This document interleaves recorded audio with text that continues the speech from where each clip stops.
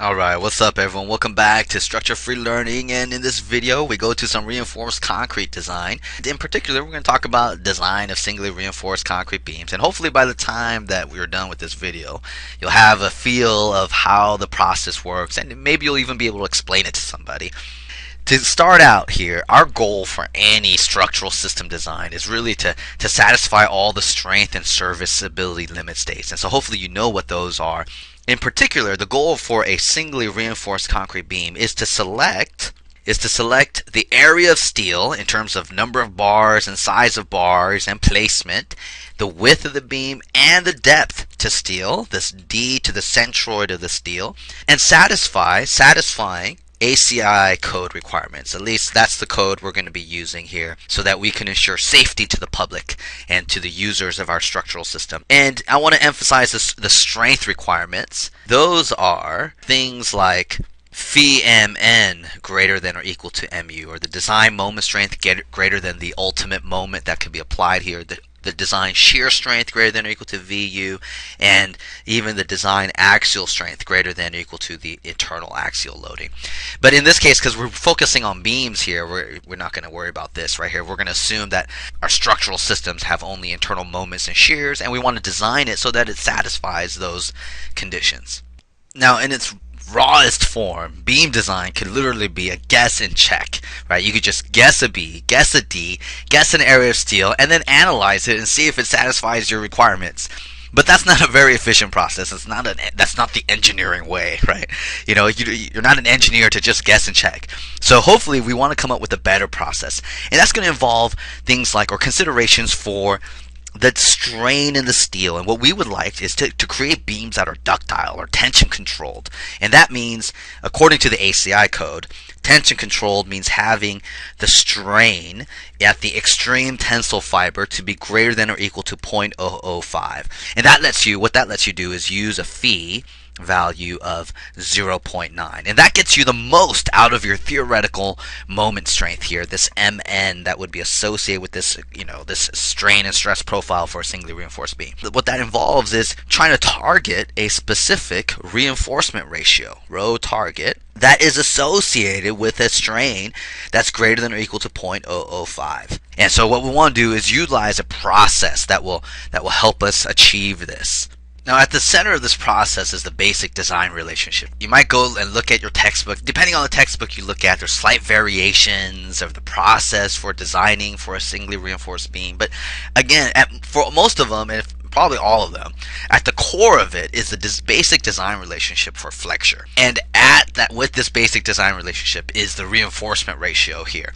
And so here you probably have seen the basic design relationship for flexure. Here you're probably getting all dizzy right here because I'm moving this around so much. But check this out, right? It's this phi mn greater than or equal to mu. This right here, you know from the stress profile or force equilibrium or moment equilibrium more specifically. If I take moments about the concrete centroid right here, I know that m sub n is ts times z. So really I can say phi times ts times z is greater than or equal to mu. And what I want to do is take this relationship and include the reinforcement ratio into it somehow. And so I'm going to show you how that's done. And so I have this ts times z. I also know that as long as I have a tension controlled beam, or as long as my steel has yielded, I know that the force in the steel is just going to be phi as fy, and if I have a singly reinforced concrete beam and I use the equivalent stress block, my arm, this z, is going to be d minus a over 2. And again, this is greater than or equal to mu. And then what's more, from equilibrium, let's do this in purple. Equilibrium, for a singly reinforced rectangular concrete beam, this is true. TS equals CC is true for all cross sections that are singly reinforced, but for a singly reinforced rectangular concrete section here, I would have ASFY, again assuming that the steel has yielded, and this would be using the equivalent stress block 0.85 FC prime times B times A. And I can solve for A here. A is ASFY over 0.85 FC prime times B, and I can substitute that into here. And what that gives me is that I have now, with this substitution, I have phi times, let's forget the parentheses here, phi ASFY times d minus ASFY over 2 times 0.85 times FC prime times B. All this greater than or equal to mu. Now I told you I wanted to introduce the reinforcement ratio. The reinforcement ratio is equal to AS over BD, and that reinforcement ratio, you can see here, I want this AS over BD to appear. So what I'm going to do is divide both sides here by, let's see, I'll divide both sides by B and D here. B and D, yay, okay. And then I see an AS over B here, and I want to introduce, so I'm going to multiply this by also 1 over D, which will make this BD squared right there. And if I do some basic algebraic manipulation right here, I would have phi AS over BD times Fy, and I take this 1 over D and I multiply it through. I'm going to get 1 minus Fy over 2 times 0.85 is 1.7 FC prime times AS over BD greater than or equal to mu over BD squared.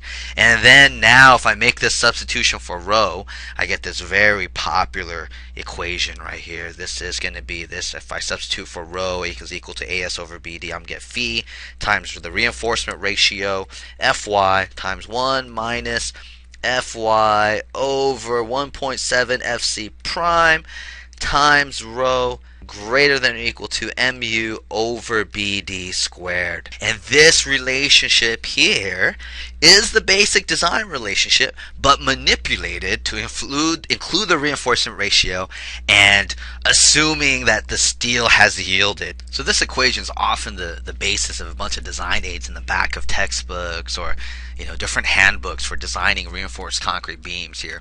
And what they do, or what's done, is instead of this whole term right here, this term right here is substituted for one single variable, and it's rewritten like this: phi times r greater than or equal to mu over BD squared. So r is used. I guess it's like a generic representation, but r here is tabulated. This value is tabulated as a function. R is a function FC prime, Fy, and rho, as a function of those three variables here. And it's a bunch of values so that you can quickly estimate a BD squared if you have mu and you assume that it's going to be a tension control beam.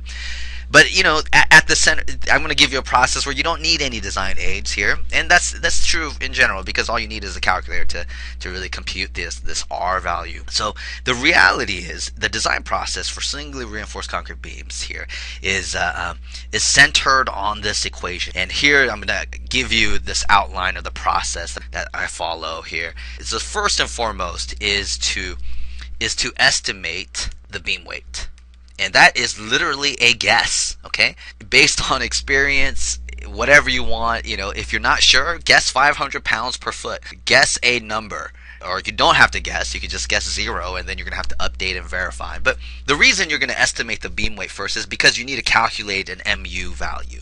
And so 2 would be to do the structural analysis to get mu and vu. And this would typically involve shear and moment diagrams or whatever else you've learned or whatever computer program you want to use here. And then once you have that, so these two steps are really correlated with this portion of the equation right there. And the next thing that you're going to want to do is estimate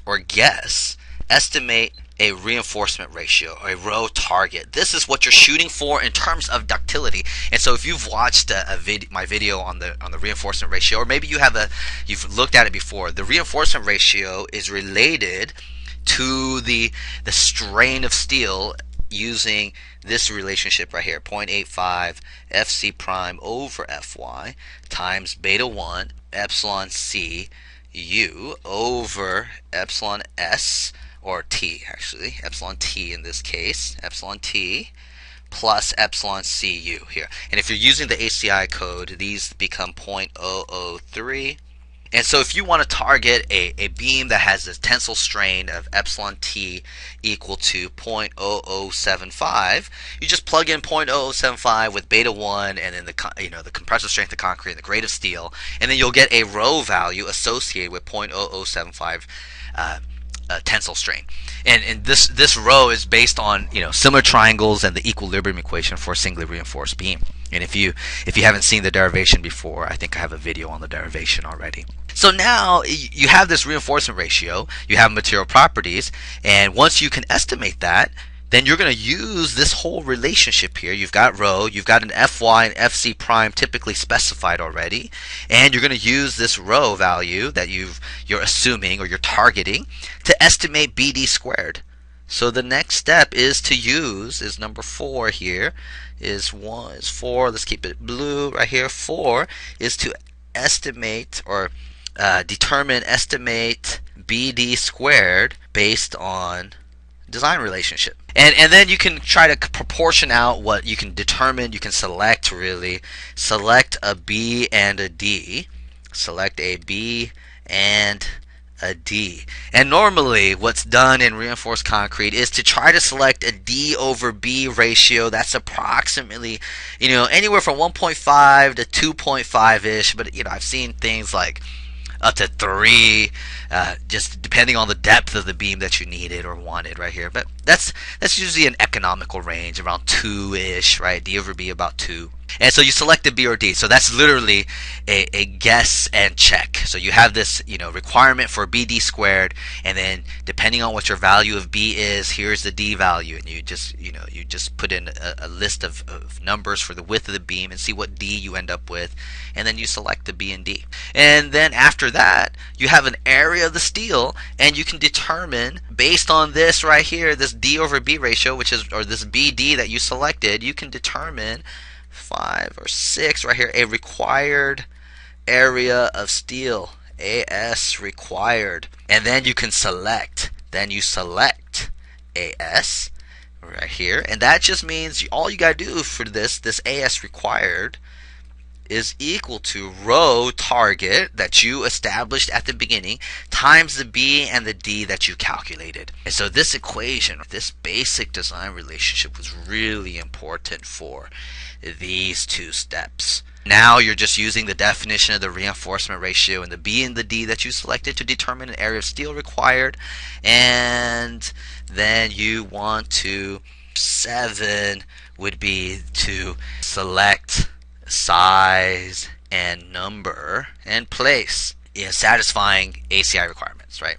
Satisfying ACI requirements. These are things like, which I won't detail here, but these are things like rho min, right? The minimum area of steel that you need, cover requirements, depending on what your structure is exposed to, and just other considerations that you would have in terms of detailing the cross section. And once you've done that, you're pretty much done with the design. You have a B, a D, you've got an area, you got a size and number of bars, and what you need to do is verify that this cross section, it's always a good idea to verify phi mn is greater than or equal to mu, or at least and the ductility,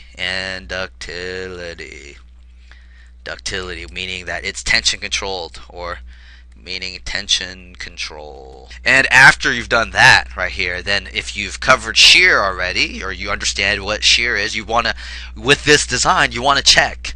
Really, this next part is to check. 8, oh gosh, how do you do a 9 in Roman? Oh, I think it's like this. Okay, so here is check shear. Check phi mn, oops, not phi mn, phi vn greater than or equal to vu of your design,